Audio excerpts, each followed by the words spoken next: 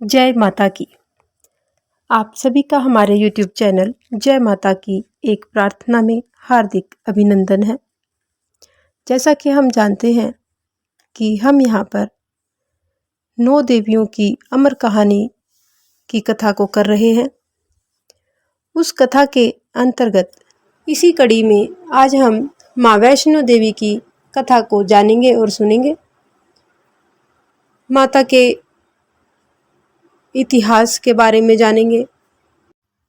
इससे पहले यदि आप हमारे चैनल पर अभी नए आए हैं तो कृपा करके चैनल को सब्सक्राइब कर लीजिए और घंटी जैसे दिखने वाले बटन को भी दबा लीजिए ताकि आने वाली नई वीडियो की नोटिफिकेशन आपको सबसे पहले और आसानी से मिल सके। तो शुरू करते हैं आज की कथा, माँ वैष्णो देवी की कथा। मुँह मांगी मुरादें देने वाली माँ वैष्णो जम्मू कश्मीर राज्य में त्रिकुट पर्वत की सुंदर सी गुफा के भीतर विराजमान है। ये महाकाली, महालक्ष्मी, महासरस्वती की 3 भव्य पिंडियों के रूप में यहाँ पर विराजमान है, जहाँ प्रतिवर्ष लाखों की संख्या में यात्रीगण दर्शन करके अपनी मनोकामनाओं को पूर्ण करते हैं। ऐसी मान्यता है कि यहाँ पर सती की एक बाजू गिरी थी, तभी से माँ वैष्णो देवी का स्थान यहाँ पर माना जाता है। विश्वास किया जाता है कि रत्नाकर सागर की कुमारी कन्या वैष्णवी, जो देवियों के पुण्य आशीर्वाद से प्राप्त हुई, त्रेता युग से ही सुंदर गुफा में विराजमान है, जिसके विषय में प्राचीन कथाओं ने आधार बना लिया है, या प्राचीन कथाओं के आधार पर हम इनके बारे में बहुत सी कथाओं को सुनते हैं। युग बदलते रहे, माता अपनी लीला समय समय पर करती रही और न जाने कितने ही अन्य कथाओं का जन्म हुआ। कलयुग में जिस कथा के कारण इस स्थान का प्रचार अधिक हुआ, वह कथा इस प्रकार है। आज हम इसी कहानी को सुनेंगे। कटरा से लगभग 2 किलोमीटर की दूरी पर हंसाली नामक गांव है। कहा जाता है कि लगभग 700 वर्ष पूर्व माता के परम भक्त श्रीधर जी हुए थे, जो इसी गांव के निवासी थे। वे नित्य नियम से कन्या पूजन करते थे। संतान न होने के कारण वह हमेशा दुखी रहा करते थे। श्रीधर जी की सच्ची उपासना और दृढ़ विश्वास को देखकर माँ वैष्णो को स्वयं एक दिन कन्या रूप धारण करके आना पड़ा। भक्त जी कन्या पूजन की तैयारी कर रहे थे। छोटी छोटी कन्याएं उपस्थित थी। उन्हीं में जगत माता भी कन्या बनकर वहां पर आ गई। नियम के अनुसार पांव धोकर भोजन परोसते समय श्रीधर जी की दृष्टि उस महादिव्य रूप कन्या पर पड़ी। भक्त जी विस्मय में डूब गए, क्योंकि वह कन्या उन्होंने कभी नहीं देखी थी और न ही उनके गांव की प्रतीत होती थी। अन्य कन्याएं तो दक्षिणा लेने पर चली गई, परंतु वह दिव्य कन्या वहीं पर बैठी रही। श्रीधर जी उससे कुछ प्रश्न करने ही वाले थे कि कन्या रूपी महाशक्ति स्वयं ही बोली कि मैं तुम्हारे पास एक काम से आई हूं। छोटी सी कन्या के मुंह से ऐसी पवित्र बात सुनकर भगत जी बहुत ही हैरान हुए। कन्या ने कहा कि अपने गांव में और आसपास यह संदेश दे आओ कि कल दोपहर आपके यहाँ महान भंडारे का आयोजन है।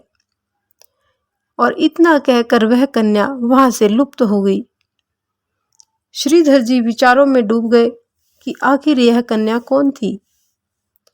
हो न हो यह जरूर कोई शक्ति थी, परंतु भंडारे वाली समस्या से श्रीधर जी परेशान हो गए। उन्होंने सोचा कि कन्या की बात को ही मुख्य रखते हैं और आसपास के गांव में भंडारे का निमंत्रण देने के लिए निकल पड़े। श्रीधर जी भंडारे का संदेश देने एक गांव से दूसरे गांव जा रहे थे, तो मार्ग में साधुओं के एक दल को देखकर श्रीधर जी ने उन्हें प्रणाम किया। साथ ही उन्हें होने वाले भंडारे में पधारने का भी निमंत्रण दिया। गोरखनाथ जी ने भक्त जी से उनका नाम पूछा और मुस्कुराकर बोले कि हे ब्राह्मण, तू मुझे भैरवनाथ और अन्य 360 चेलों को भोजन का निमंत्रण दे रहा है। हमें तो देवराज इंद्र भी भोजन नहीं दे सके, तुम हमें बुला करके भूल कर रहे हो। इस पर श्रीधर जी ने उन्हें कन्या के आगमन वाली सारी कथा कह सुनाई। गोरखनाथ जी ने विचार किया कि ऐसी कौन सी कन्या है जो सबको भंडारा खिला सकती है, परीक्षा करके तो देखनी चाहिए। अतः उन्होंने श्रीधर जी से कहा कि हमें भोजन स्वीकार है, हम कल समय पर आएंगे। उस दिन तो श्रीधर जी गांव-गांव घूमते घूमते थके हारे रात को आकर सो गए। सुबह प्रातःकाल होते ही उन्हें पंडित जी इस विचार में खो गए कि मुझ में तो इतने बड़े भंडारे का सामर्थ्य ही नहीं है, तो कैसे प्रबंध होगा। न मालूम समय कब बीत गया और भीड़ एकत्रित होने लगी। उधर गोरखनाथ जी और भैरवनाथ जी भी अपने चेलों के सहित वहां पर आ गए। श्रीधर जी चिंता में बैठे थे कि अचानक ही दिव्य रूपा कन्या प्रकट हो गई और पंडित जी के सम्मुख आकर बोली कि सब प्रबंध हो जाएगा, उठिए और योगियों से कहिए कि कुटिया में चलकर भोजन करो। श्रीधर जी बड़े ही उत्साह से उठे और गुरु जी से भोजन के लिए कुटिया में पधारने को कहा। तो गुरु जी बोले कि हम चेलों सहित इस कुटिया में नहीं आ सकते, क्योंकि यह स्थान बहुत छोटा है। इस पर श्रीधर जी बोले, योगीनाथ, उस कन्या ने ऐसा कहा है।